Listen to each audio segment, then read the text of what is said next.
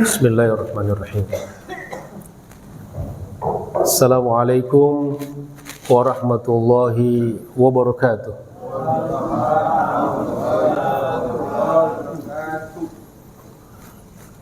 Sekali lagi ya.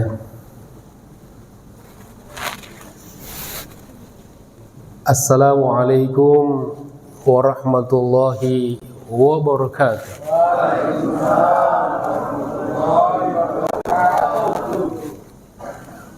Alhamdulillah. Alhamdulillahi rabbil alamin.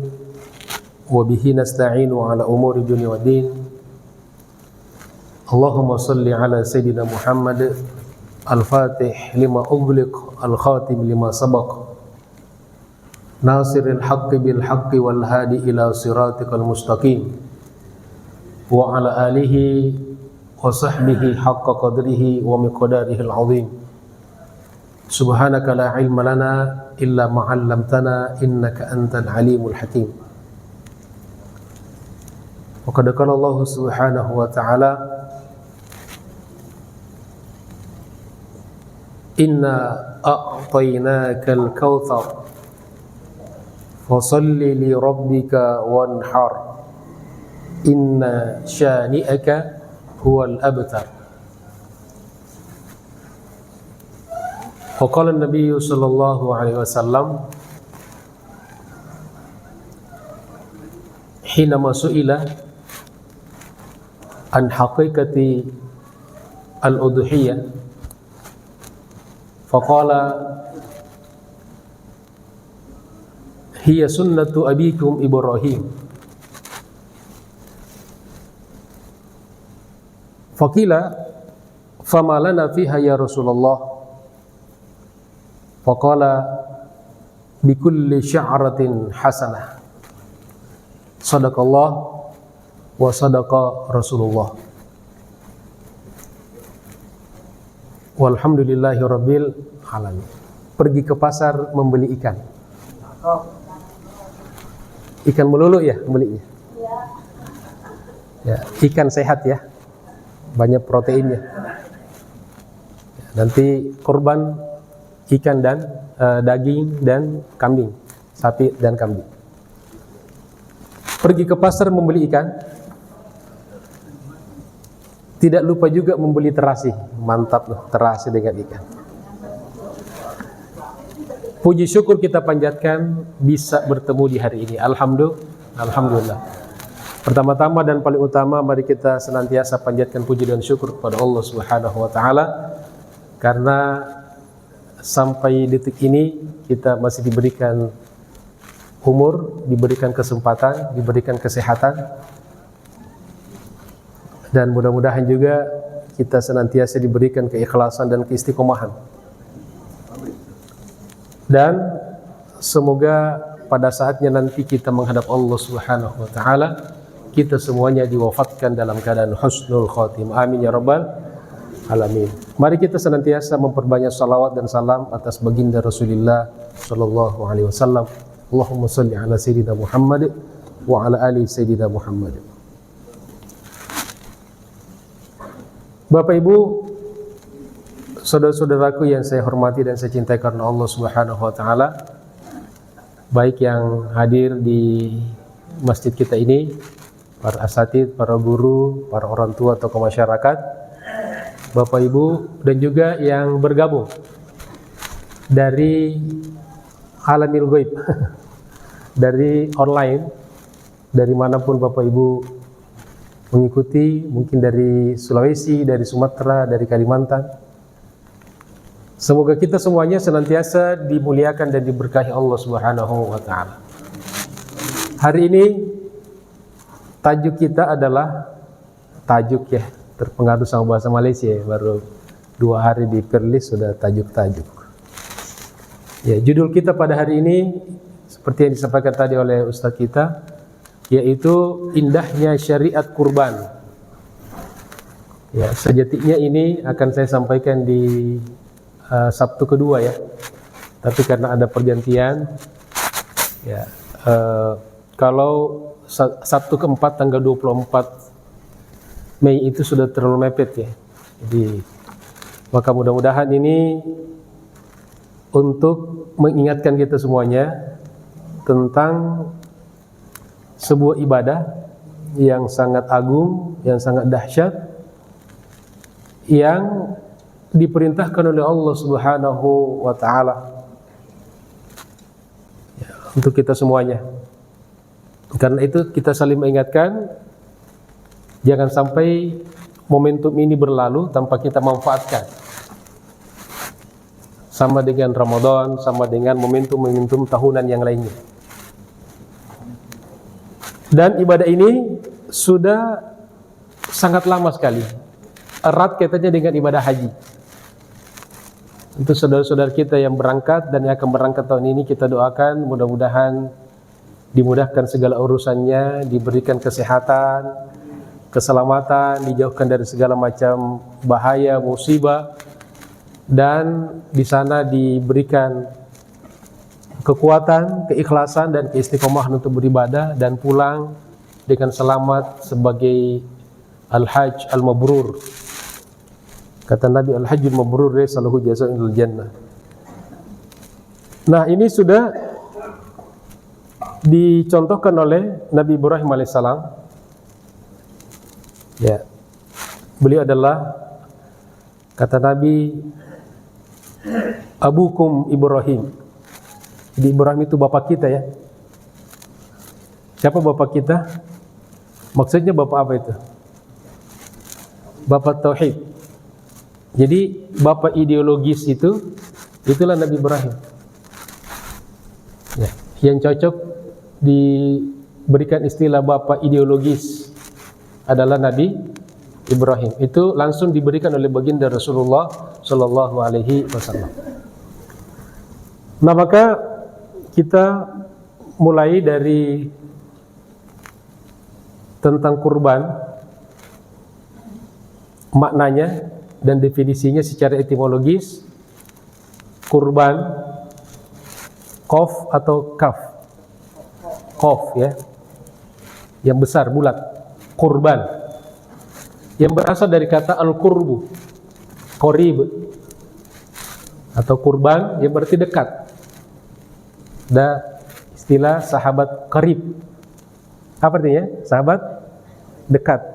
Kerabat, kerabat adalah keluarga dekat atau orang-orang yang dekat dengan kita, namanya kerabat. Itu siapa ya yang sering ke rumahmu? Itu kerabat saya. Artinya orang yang sering akrab, sering ngobrol, sering bepergian, sering curhat. Kurban juga disebut dengan uduhiyah, jamak dari dohiyah, dari kata dahwah atau duha. Salat duha, ingat ya, yang artinya waktu matahari sedang naik di pagi hari. Jadi waktu matahari naik di pagi hari, setelah terbit matahari itu kan namanya apa? Syuruk atau isyraq. Nah, di situ kita salat syuruk. Nah, naiknya, ketika naik matahari itu, ya, itu namanya waktu duha. Ada kaitan dengan waktu penyembelihan hewan kurban, yaitu ketika matahari beranjak naik atau waktu duha. Nah, makanya yang membedakan antara Idul Fitri dengan Idul Kurban atau Idul Adha, itu Idul Adha lebih cepat, lebih awal. Kalau misalnya Idul Fitri itu biasanya dipatok ya atau disepakati panitia jam 7, maka Idul Adha setengah 7. Kenapa Idul Fitri lebih lambat? Untuk memberikan kesempatan bagi kaum muslimin yang belum berzakat fitrah. Masih ada waktu ya untuk berzakat fitrah. Nah, kenapa Idul Adha dipercepat? Untuk agar umat Islam lebih cepat menikmati keberkahan daging kurban. Karena hari itu adalah hari makan minum. Secara terminologis atau istilah, kurban yaitu acara penyembelihan. Jadi acara penyembelihan hewan ternak, yaitu onta, sapi dan kambing dengan segala variannya ya, rumpunnya, yang dilakukan di hari Idul Adha tanggal 10, 11, 12 dan 13. 10 Idul Adha, kemudian ditambah 3 hari tasyrik. Kalau musim haji tasyrik 11, 12 dan 13. Jadi berapa hari? Penyembelihan itu ada empat hari. Dengan niat taqarrub ilallah. Jadi sudah namanya kurban, kemudian niatnya taqarrub ilallah, dalam rangka untuk mendekatkan diri kita kepada Allah Subhanahu wa ta'ala, sebagaimana layaknya ibadah-ibadah yang lain. Apa hukumnya berkorban? Orang sering tanya kan, apa hukumnya berkorban? Maka secara umum pendapat ulama, jadi kalau kita berbicara hukum dalam bidang apa saja, ibadah-ibadah, muamalah, prinsip-prinsipnya, itu kita sudah cukup mengacu kepada al-madzhabul arba'ah. Ya. Inilah peninggalan warisan intelektual salafus saleh yang sudah diakui dan sudah terpuji dan teruji dalam sejarah. Sudah lebih 1.300 tahun sampai sekarang. Jadi tidak usah kita capek-capek lah ya, acuannya selalu pada al-madzhabul arba'ah. Abu Hanifah, Imam Malik bin Anas, Asy-Syafi'i Muhammad ibni Idris, kemudian Ahmad ibni Hanbal. Makanya dunia Islam itu tidak pernah lepas dari 4 mazhab itu. Itu lebih praktis daripada kita ya mengolah dari awal lagi ngotak-ngatik.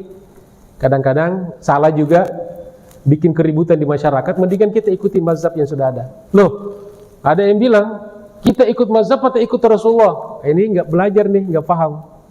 Jadi kiranya ulama mazhab itu nggak pakai tidak ikut Rasulullah.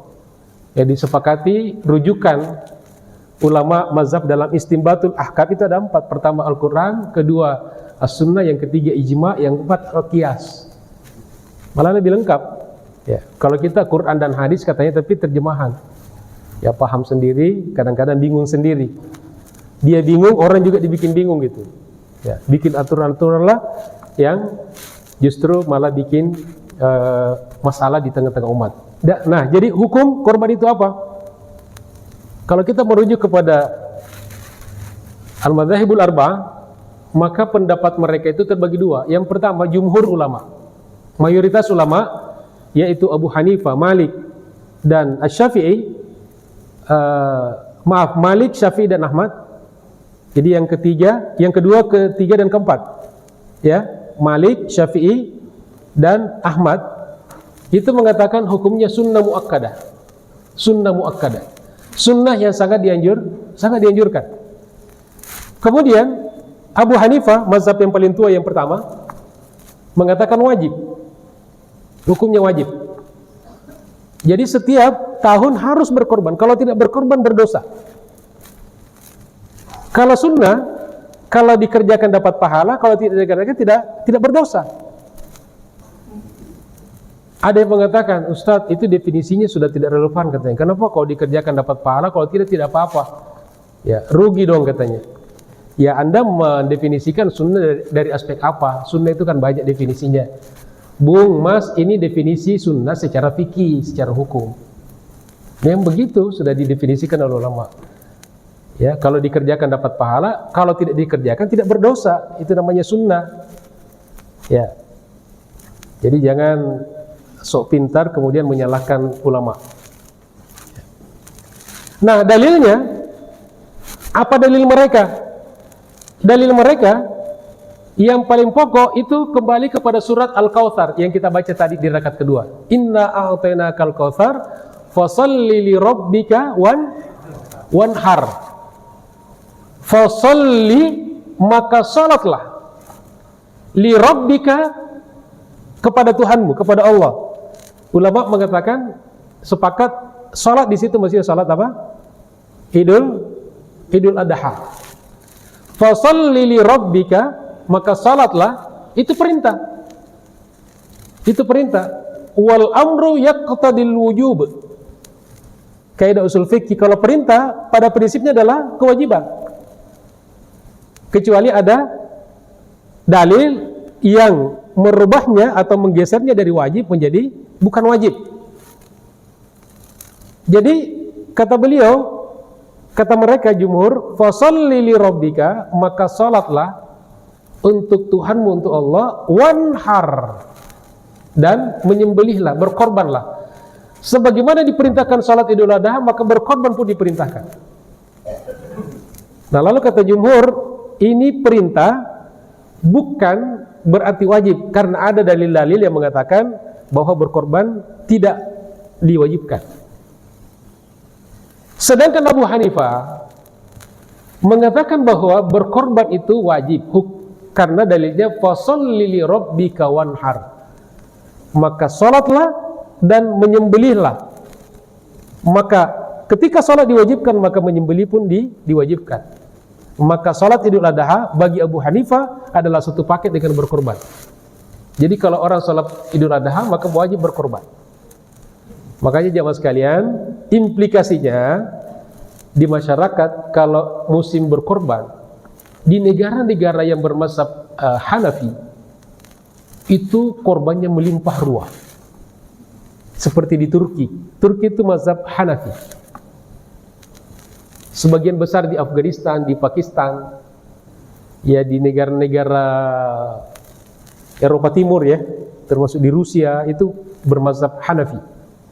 Itu korbannya banyak sekali Pak. Kalau ada jemaah yang di Al-Akhbar ini kekurangan korban, ya pada hari ngantri, suruh ke Rusia, suruh ke Turki.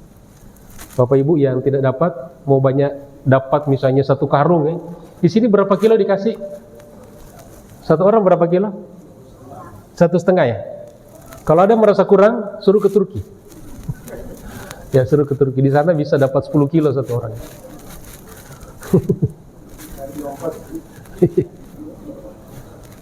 Jelas ya, jamaah sekalian. Ya.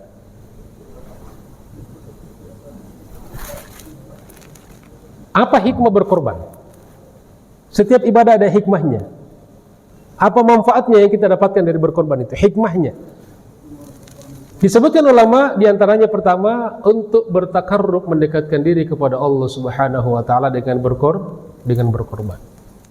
Jadi banyak cara kita mendekatkan diri kepada Allah Subhanahu wa taala, bisa dengan salat, bisa dengan baca Quran, bisa dengan zikir, bisa dengan sedekah, bisa dengan haji, dengan umroh, ya, dengan ibadah-ibadah yang lain. Semuanya dalam rangka untuk lebih mendekatkan diri kita kepada Allah Subhanahu wa taala, agar kita mendapatkan mahabbatullah. Karena yang dicintai Allah hanyalah orang-orang yang dekat kepadanya atau mendekatkan diri kepadanya. Maka kadang-kadang kita mendekatkan diri kepada Allah dengan salat. Kadang-kadang kita mendekatkan diri kepada Allah dengan haji dan umroh, dengan sedekah, infak, zakat dan sebagainya. Dan kadang-kadang kita ketika masaknya, kita mendekatkan diri kepada Allah dengan cara menyembelih kurban. Ya. Jadi ini variasi sekali ajaran Islam itu, Masya Allah. Kadang-kadang agak menegangkan gitu kan, ibadah tapi menyembelih, berdarah-darah gitu kan. Ya. Ini juga kadang-kadang ada bapak-bapak yang takut menyembelih. Ya, kumisnya panjang kayak pagar kecamatan gitu, tapi ngelihat darah gemetaran gitu. Saya bilang, ini bapak kumisnya mendingan dicukur saja, tidak pantas cukur garang begitu, ngelihat darah korban gemetaran. Ya enggak pantas lah. Ya, inna salati wa nusuki wa mahyaya wa mamati lillahi rabbil alamin. Sesungguhnya salatku, pengorbananku, hidupku dan matiku, segala-galanya aku persembahkan kepada Allah Subhanahu wa taala.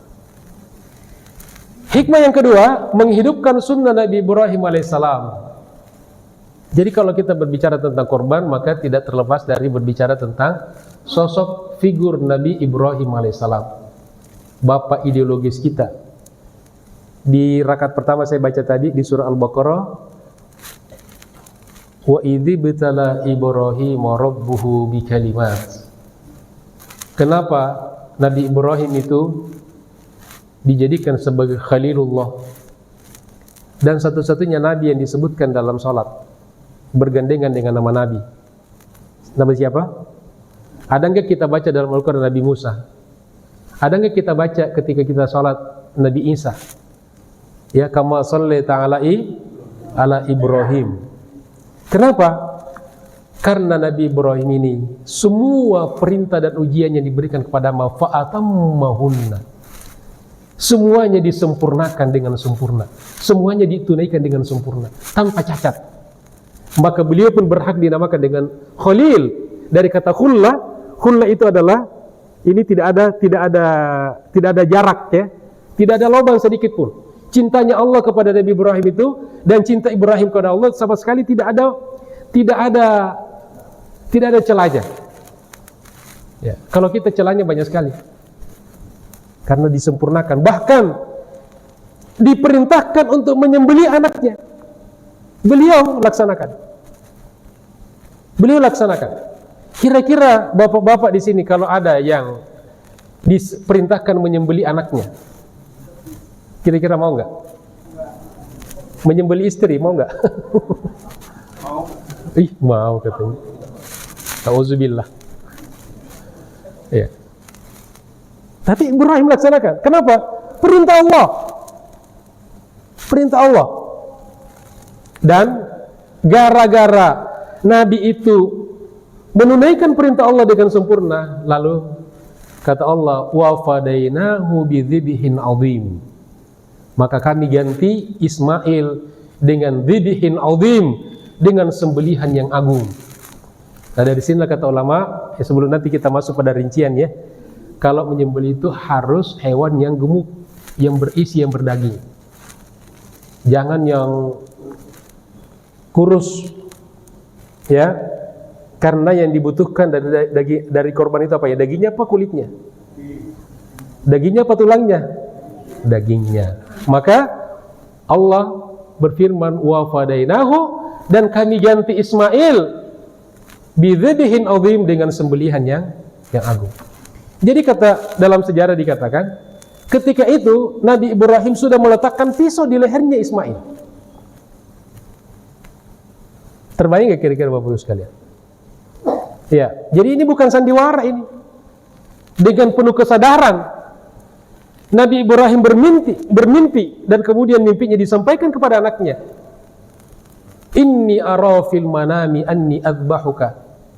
Sesungguhnya ayahanda bermimpi aku diperintahkan oleh Allah untuk menyembelihmu. Fanzur madza tara. Ibrahim bertanya kepada Ismail, apa pendapatmu? Bagaimana sikapmu ananda? Bagaimana? If'al ma tu'mar, kata Ismail. Silakan ayahanda melaksanakan apa yang diperintahkan Allah. Coba. Itu anak soleh itu. Coba anak-anak kita sekarang. Nah, bapak tadi malam mimpi disuruh sama Allah menyembelihmu. Kira-kira apa pendapatku anak? Apa kira-kira? Ini sambil bawa golok nih. Kira-kira apa kata anaknya? Ada tadi kabur ya, satu kabur. Ya. Yang lain apa dia bilang? Tega ibu ya. Bapak aja katanya. Bapak tuaan. Ya itulah. Beda jawaban anak soleh dengan anak salah. Ibrahim mendidik Ismail sebagai anak soleh. Jadi bapaknya Nabi, anaknya Nabi, dan dari situlah keturunan Ibrahim, anaknya, cucunya, cicitnya Nabi. 4 generasi adalah Nabi Yusuf, kemudian Ishak, Yakub, Ishak, kemudian Ibrahim alaihissalam. Yang ketiga, menambah ladang kebaikan di hari yang penuh berkah dan kebaikan. Masya Allah.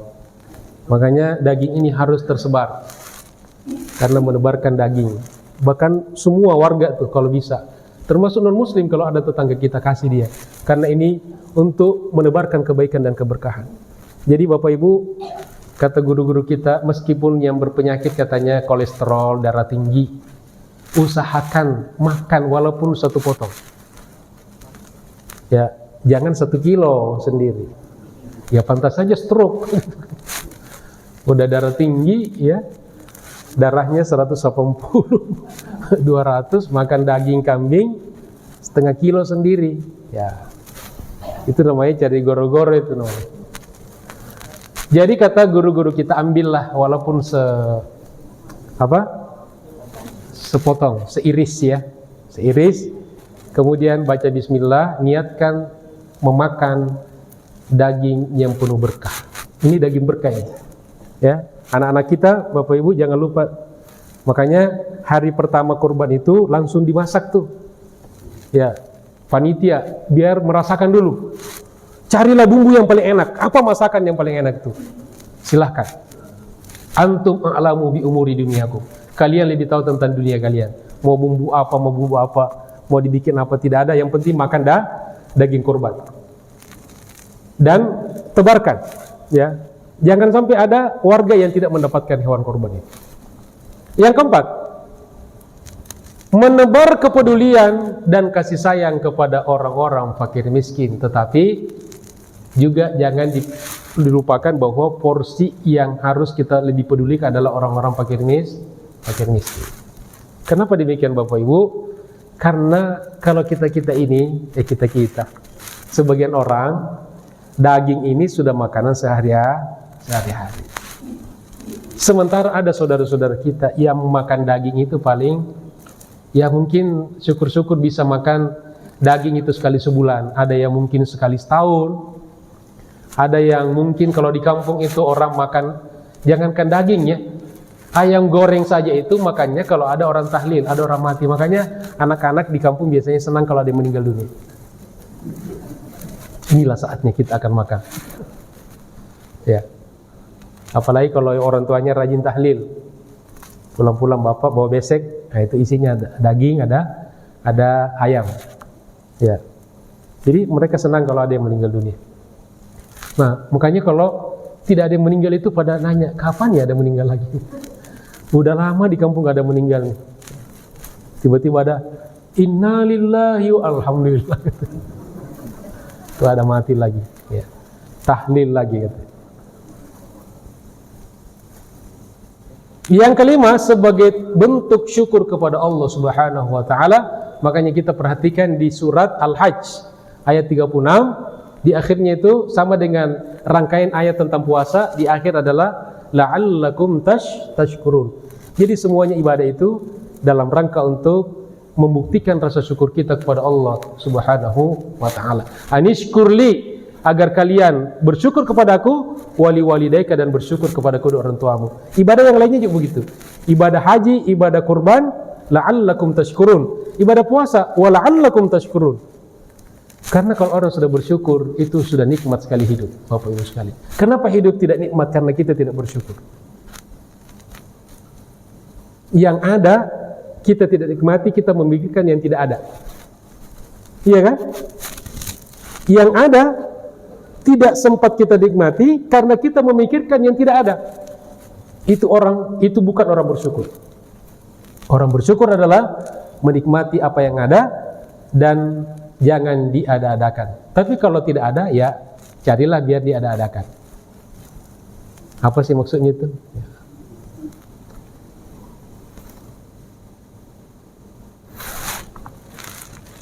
Jamaah sekalian dirahmati Allah Subhanahu wa taala, hukum-hukum yang berkaitan dengan hewan korban. Kita lebih spesifik membicarakan tentang hewan yang dikorbankan nih. Ya. Pertama dari segi usia, jadi dibahas juga usianya tuh. Kalau kambing itu idealnya 1 tahun. 1 tahun. Kalau sapi idealnya 2 tahun. Kalau onta idealnya 4 tahun sampai 5 tahun. Ustadz, bagaimana cara agar kita tahu usianya hewan? Ya tanya sama hewannya. Tanya sama yang punya hewan. Tapi kalau tidak ada yang punya hewan, tanya kambingnya itu. Makanya di peternakan hewan itu ada sertifikat, ada akte lahir. Jadi Bapak Ibu yang pelihara kambing itu kalau lahir segera dilaporkan ke Dukcapil. Dukcapil khusus kambing. Ada enggak ya? Tidak ada. Tapi dicatat ya, dicatat. Ya. Ada sertifikatnya. ada akte lahirnya. Ini bukan bercanda, betul. Jadi hewan-hewan pun ada sertifikatnya.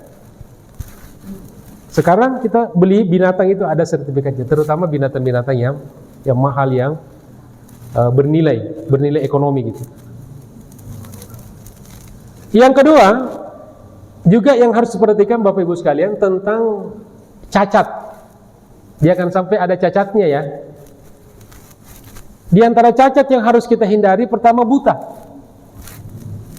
Jangan sampai hewan yang kita korbankan itu buta. Apakah butanya itu nampak secara fisik, misalnya katarak, tertutup matanya gitu, ya buta dari kasat mata sudah buta, ataukah buta kelihatan normal tapi tidak bisa melihat. Ustadz, bagaimana caranya mengetes kambing itu atau sapi itu buta atau tidak? Ya suruh baca. Kayak kalau kita mau beli kacamata ya, enggak lah. Ya kan bisa lihat dari cara jalannya kan. Kalau nabrak sana sini berarti buta. Yang kedua, yang harus dihindari pincang. Tidak boleh hewan pincang. Maka jangan beli hewan yang sedang tidur, suruh bangun. Bangunkan. Kemudian suruh jalan. Jalannya maju mundur cantik, maju mundur cantik. Artinya maju mundur cantik, bagus. Jadi layak, tidak pincang. Tapi kalau jalannya maaf ya, ini tidak masuk kategori. Yang ketiga, tanduknya tidak boleh patah. Lihat tanduknya, ternyata tanduknya tinggal sebelah. Ini pertanda sapi yang sapi begal ya, sapi tukang tawuran itu kan, tukang berantem ya. Ini kita tidak butuhkan. Cari sapi yang tidak patah tanduknya. Kemudian yang harus dihindari, yang kata ulama yang terpenting adalah hindari binatang yang krempeng. Apa krempeng? Kurus banget. Kurus nggak apa-apa, kurus tapi rada gemuk. Ya. Tapi kurus yang banget ini krempeng. Ini nggak boleh, tidak masuk kriteria. Ya. Karena yang kita perlukan adalah dagingnya. Ini diantara cacat-cacat yang harus dihindari dari hewan korban. Yang ketiga, hewan korban yang paling afdal adalah domba yang bertanduk. Ini paling afdal ya. Kalau tidak bertanduk boleh nggak? Boleh. Tapi kalau afdal kita dapatkan bertanduk. Yang berikutnya adalah jantan. Ini banyak yang menanya nih, Ustadz, apa hukumnya berkorban dengan hewan betina? Ya nggak apa-apa. Tapi kalau kita bisa dapatkan jantan lebih bagus. Apa hikmahnya? Hikmahnya karena jantan yang dikorbankan itu, karena kalau yang dikorbankan betina, ya lama-lama nanti habis keturunannya. Ya. Kalau jantan satu bisa membuahi 10 betina. Tapi kalau 10 betina tanpa satu jantan tidak bisa ngomong. Itulah hebatnya jantan. Ya. Kemudian berikutnya adalah waktu penyembelihan korban. Pertama hari H, ba'da salat Idul Adha, tanggal berapa itu? 10. Kemudian hari-hari tasyrik tanggal 11, 12 dan 13. Ya. Jadi kalau di beberapa tempat panitia kewalahan, maka waktunya bisa sampai 4 hari. Jadi tidak harus berkorban pada dihabiskan semua tanggal 10 itu. Tapi mungkin karena persoalan teknis, siapa yang bekerja tiap hari dalam 4 hari itu, apalagi juga korbannya tidak sampai ratusan ya, bisa diselesaikan 1 hari. Kalau mepet bisa 2 hari. Karena dan bagusnya kalau di satu masyarakat itu diatur oleh pemerintah sehingga korban tidak 1 hari itu semuanya selesai. Kalau bisa sampai tanggal 13 itu pasti ada yang berkorban. Kenapa? Agar syiar Islam itu lama. Karena salah satu hikmahnya ini adalah min syairillah. Korban ini salah satu syiar agama Allah yang harus kita tonjolkan. Ya makanya korban tidak boleh sembunyi-sembunyi. Korban tidak boleh, yuk kita nyembeli di rumah ya, di dapur aja kita sembeli, nggak boleh. Harus diperlihatkan, ya, karena ini bagian dari syiar agama Allah Subhanahu wa Ta'ala. Sunnah-sunnah saat menyembelih, terutama yang menyembelih ini penting diperhatikan. Pertama, hewan dan yang menyembelih menghadap kiblat. Hewan dan yang menyembelih, ya, ini menghadap kiblat, itu disunnahkan. Ada yang bertanya, Ustadz, kalau tidak menghadap kiblat boleh nggak? Ya boleh, namanya juga sunnah kan. Misalnya ketika dijatuhkan hewan itu, kemudian arahnya tidak menghadap kiblat dan udah susah diperhadapkan kiblat, ya sembelih sesuai dengan posisinya. Daripada diseret, ada juga yang harus dibanting gitu kan, dibalik gitu kan. Ya bisa jadi di situ hewan korban itu kesakitan, ya, dan kita justru ingin mengejar satu sunnah tapi melanggar banyak sunnah. Terutama hewan yang besar, ya. Jadi kalau sudah jatuh, jangan lagi dibangunkan. Belum kiblat nih, bangunin lagi. Atau digeser, ya, dengan segala cara gitu kan. Dicongkel pakai kayu lah atau di apa gitu kan. Ya itu sunnah kan, nggak apa-apa. Nah makanya cari cara bagaimana ketika hewan jatuh bisa posisinya langsung menghadap kiblat. Kalau orangnya gampang, yang tidak gampang adalah binatangnya. Yang kedua, berlaku ihsan kepada hewan.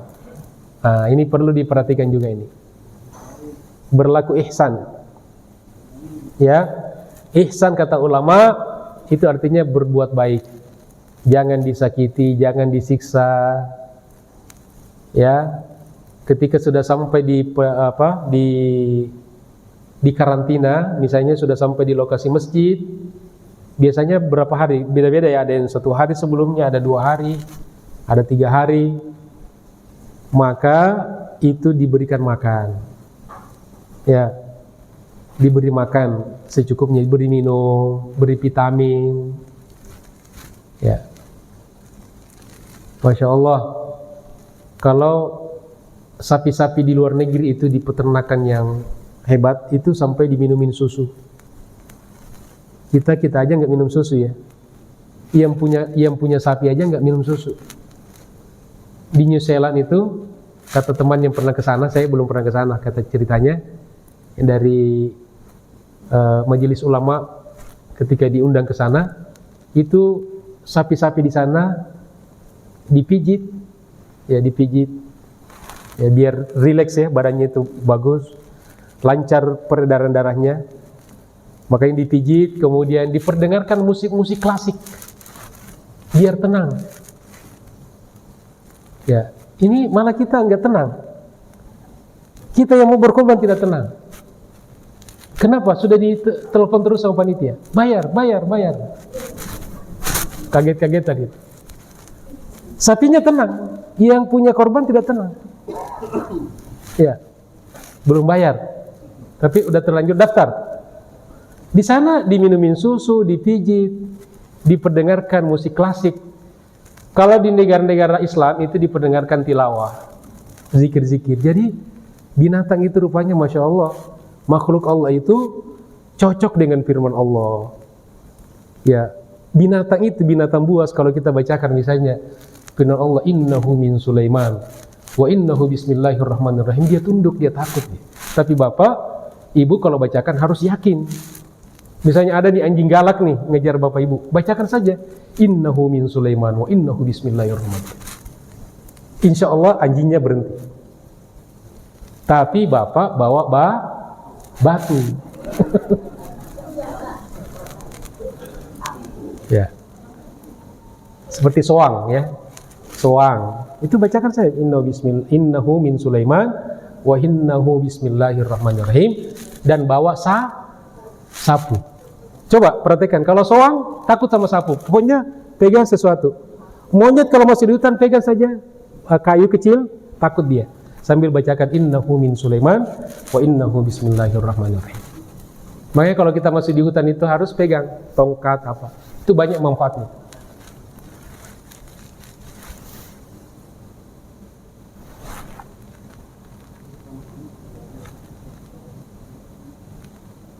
Ihsan ya, berbuat ihsan. Jadi tidak boleh disakiti. Kemudian ketika disembeli, dijatuhkan, jangan sampai dibanting. Kita masih sering melihat, coba Bapak Ibu di YouTube lihat bagaimana tata cara berkorban di masjid-masjid ya. Itu masih ada yang diikat di pohon, diikat di tembok masjid, musola, kemudian dibanting gitu kan. Kadang-kadang ada 20 orang yang ada yang tarik kakinya ke belakang satu, ada yang ke samping satu. Itu sudah salah urat itu sapinya. Itu udah patah itu kakinya. Ya kalau orang berteriak itu, aduh sakit gitu.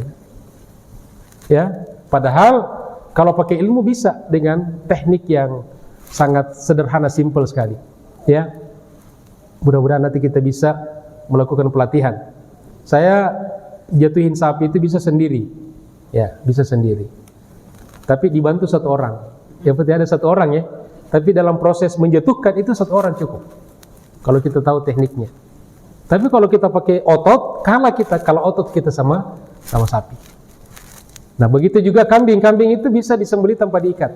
Jadi kita seperti dihipnotis, dibacakan, dipegang kakinya, kemudian dibisikin di telinganya, apa kita bilang? Ya, Bismillahi Allahu Akbar. Kemudian kita bilang, wahai kambing, kamu akan dipersembahkan sebagai korban semata-mata mencari Allah Subhanahu wa ta'ala. Kambingnya apaan sih? Enggak. Itu kambingnya merasa itu. Coba perhatikan ya. Saya kalau korban kambing tidak pernah diikat. Ya, kecuali ada kambing liar kita sudah tes, ada juga tidak berhasil gitu kan. Kita tidurkan, bangun lagi gitu. Nah, itu ikat aja. Tapi kalau kambing-kambing yang sedang bisa kita. Kalau kambing domba Garut saya belum berani, itu besar gitu kan. Ya. Kemudian di saat menyembelih, saya ulangi lagi, standar untuk pisau yang kita pakai berkorban itu minimal bisa iris kertas. Jadi dites Bapak Ibu yang menyembelih, kalau goloknya, pisaunya belum bisa iris kertas, maka jangan dipakai berkorban. Belum makna ihsan. Itu yang disepakati oleh para di tempat-tempat penyembelihan berdasarkan dengan sabda Nabi, wal yuhidda ahadukum syafratahu, hendaklah salah seorang di antara kalian menajamkan pisaunya atau goloknya. Yang ketiga, kalau onta disembeli dalam keadaan berdiri. Bapak Ibu pernah melihat onta disembeli? Pernah ya? Kalau yang haji ya di Mina ya tidak diikat, tapi cukup berdiri dan disembeli bukan di sini tapi di leher bagian bawah. Dan pisau yang dipakai cuma kayak pisau dapur kecil, tapi sangat tajam, runcing, ditusuk, tarik, ya, langsung darahnya keluar dan lama-lama jatuh. Kemudian membaca basmalah dan takbir, Bismillahi Allahu Akbar, itu paling minimal. Dia menyembelih membaca Bismillahi Allahu Akbar. Sedangkan orang-orang yang hadir itu banyak bertakbir, Allahu Akbar, Allah. Maka panitia ini harus dipandu nih. Jadi ada panitia yang bawa pengeras suara nih, itu dibimbing jamaah itu yang hadir. Jadi jangan sampai hanya teriak-teriak, tapi suaranya itu memotivasi, ya. Kemudian juga agar menjadi semuanya ibadah zikir, Allahu Akbar, Allahu Akbar. Bisa juga dengan baca Al-Quran dan seterusnya. Kemudian menyebut nama orang yang berkorban.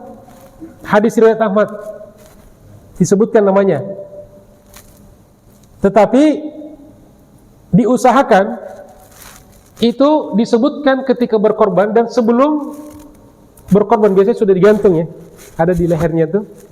Di lehernya digantung kertas, itu nama-nama. Bukan nama kambing itu, tapi nama orang yang berkorban. Ya, kalau kambing satu orang namanya siapa? Kalau sapi tujuh orang. Nah, kemudian yang menyembelih, sebelum dia menyembelih lehernya disebutkan juga namanya. Bismillahirrahmanirrahim. li disebutkan namanya secara cepat saja, jangan lama-lama. Sebelum yang pertama, Haji Ahmad, ada nggak orangnya? Kelamaan, jangan. Sebutkan secara singkat, Haji Ahmad, Haji ini, terus langsung sembelih. Karena kalau kelamaan kasihan sapinya. Dari tadi sudah nungguin gitu. Mau disembelih, Haji Ahmad belum datang, tungguin dulu. Lagi mandi, ya. Tidak harus hadir, orangnya tidak harus hadir. Tapi disunnahkan menyaksikan hewan korbannya kalau bisa, kalau memungkinkan. Kemudian ketujuh, berdoa agar korban diterima. Setelah itu yang berkorban berdoa, Allahumma taqabbal minna innaka antas samiul alim wa tub 'alaina innaka antat tawwabur rahim, minimal. Kemudian kalau bisa di acara penyembelihan dipimpin oleh seorang berdoa. Ya, jadi libatkan semua yang hadir, yang berkorban, yang menonton, masyarakat yang ngantri, biar semuanya ibadah, berdoa. Mari kita Bapak Ibu, sebelum dilakukan proses penyembelihan, mari kita berdoa sama Allah, mudah-mudahan dimudahkan, mudah-mudahan sapinya tidak ada yang kabur, mudah-mudahan sapinya tidak ada yang sakit, dan mudah-mudahan nanti kita makan daging yang sehat. Mudah-mudahan nanti setelah ini tidak ada yang naik darahnya, tidak ada yang naik kolesterolnya, dan mudah-mudahan justru mendatangkan kesehatan bagi kita semuanya. Insya Allah, jadi orang termotivasi untuk itu. Kemudian berkorban sapi 7 orang dan kambing 1 orang. Ya. Itu jelas, jadi tidak usah lagi diributkan ya. Itu sudah final, sudah selesai dibicarakan ulama. Pokoknya kambing 1 orang, sapi 7 orang. Ya. Kemudian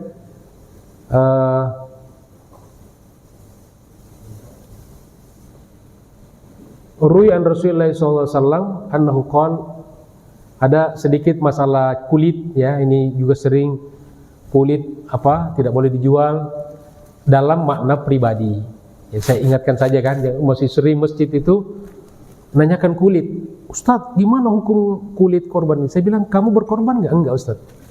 Ya, kamu tuh ini kayak orang yang ramai membicarakan potong kuku. Ya kan? Nanti sebentar lagi nih, ya, potong kuku itu. Bapak itu mau berkorban apa enggak? Enggak. Ya enggak usah repot itu. Yang dibicarakan dilarang memotong kuku itu hanya yang berkorban. Itu pun bukan larangan haram. Tapi yang paling sibuk itu, yang paling ramai dibicarakan di WA menjelang Idul Adha itu adalah kuku, potong kuku. Yang dibicarakan itu persiapan korban kita. Jadi itu tidak boleh dijual untuk pribadi. Tapi kalau panitia, masa dibuang daging kulitnya, dijual kemudian untuk membeli hal-hal yang berkaitan dengan korban, ya kan? Nah kemudian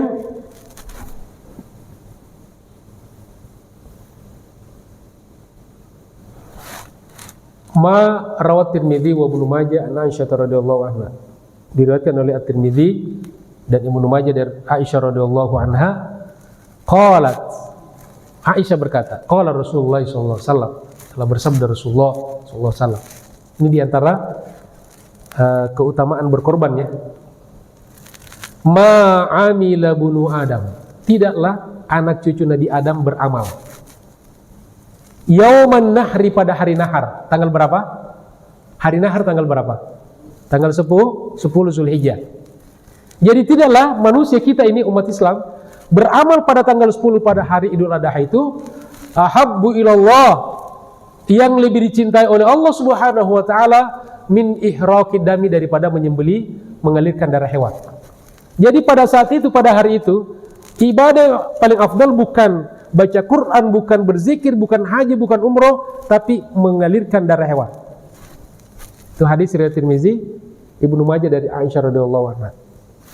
Wa innahu, dan kata Nabi, dan sesungguhnya hewan korban itu, orang yang berkorban ya, maaf, la ya'ti yaumal qiyamah, benar-benar akan datang pada hari kiamat, bikuruniha, membawa tanduk hewan yang dikorbankan.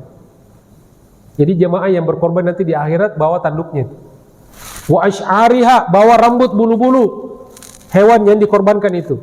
Wa azlafiha, dan tulang-tulangnya. Wa inna dama, dan sesungguhnya darah hewan korban itu la yaqa'u minallah, pahalanya sampai kepada Allah, bimakanin, dengan satu tempat. Jadi pahala berkorban itu ada wadah khusus di sisi Allah. Tidak dicampurkan dengan ibadah puasa, haji, sholat. Dia ada wadahnya khusus. Di makanin, di satu tempat. Qabla ayyaqa bil ard, sebelum sampai di tanah. Jadi sebelum darah hewan yang kita sembelih sampai di tanah, mengalir ke tanah, pahalanya sudah sampai di sisi Allah Subhanahu wa taala di satu tempat yang khusus yang istimewa. Kira-kira berapa detik waktu dibutuhkan ketika disembelih sampai di tanah? Berapa jaraknya itu? 10 cm dari leher ke tanah kan? Tapi pahalanya sudah sampai di sisi Allah Subhanahu wa taala. Kira-kira masih mau berpikir tidak korban enggak?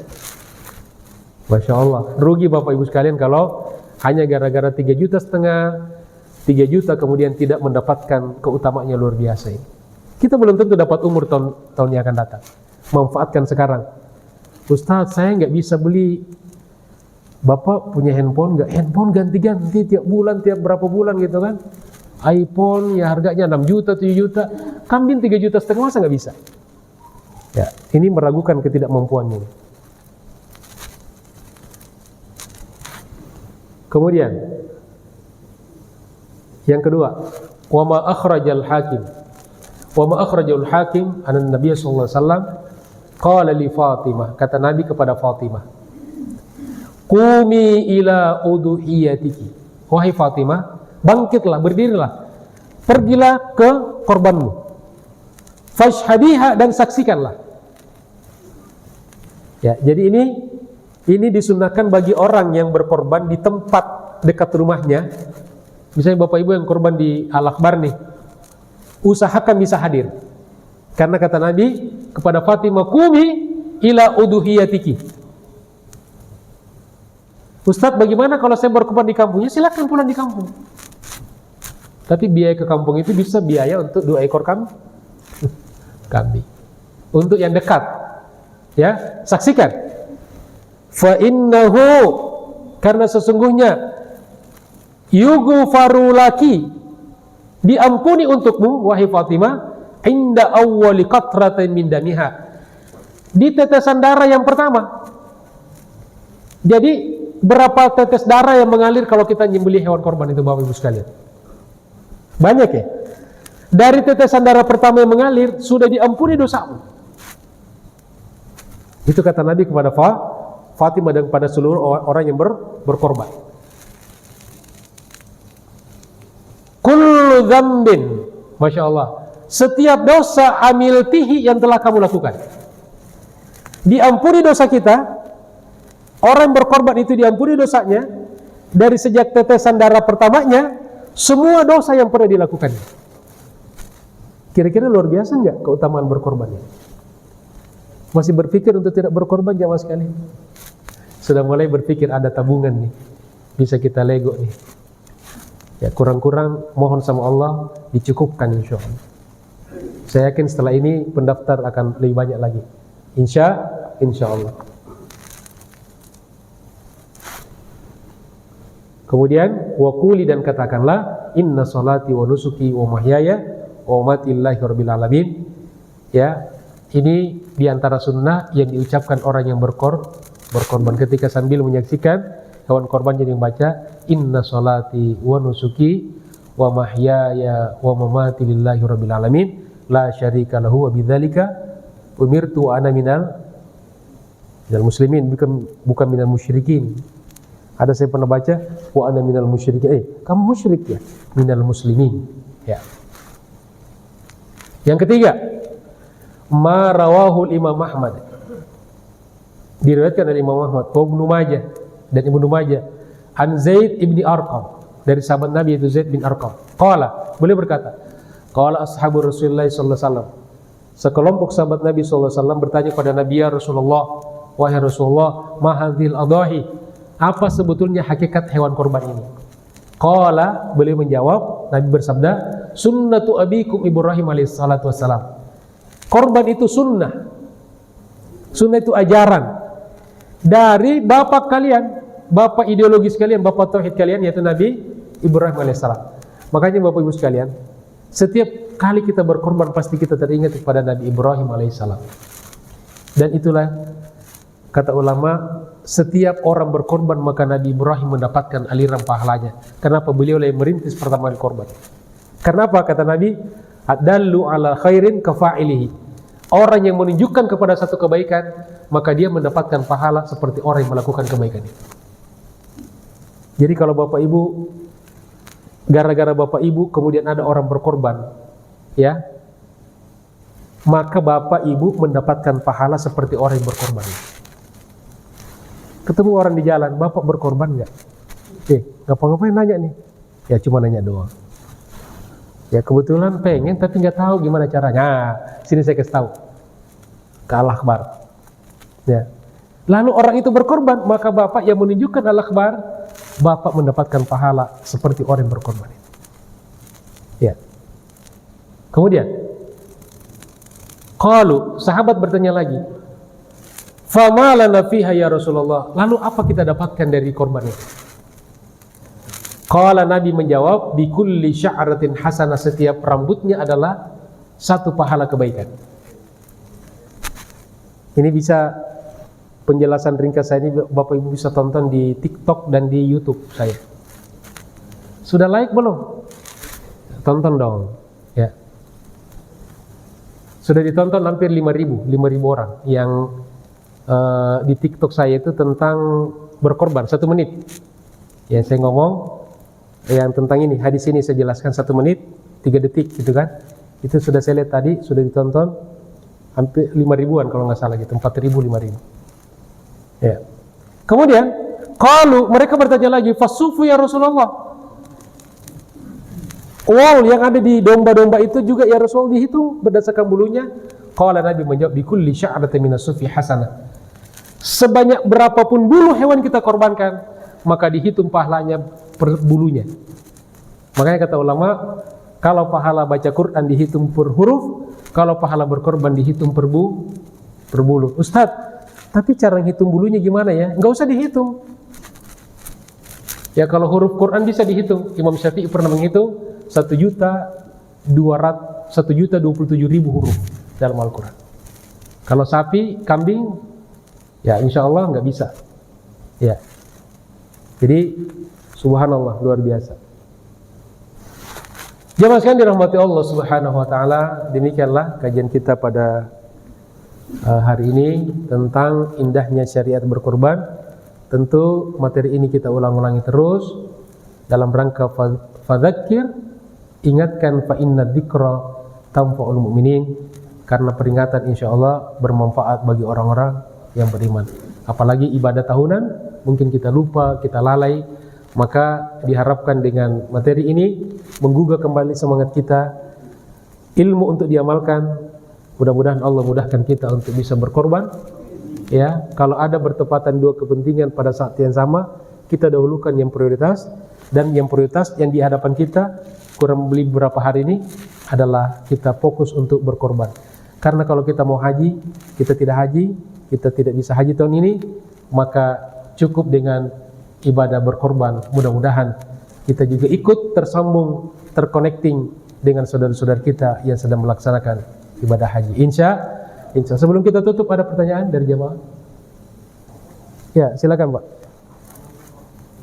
Assalamualaikum warahmatullahi wabarakatuh.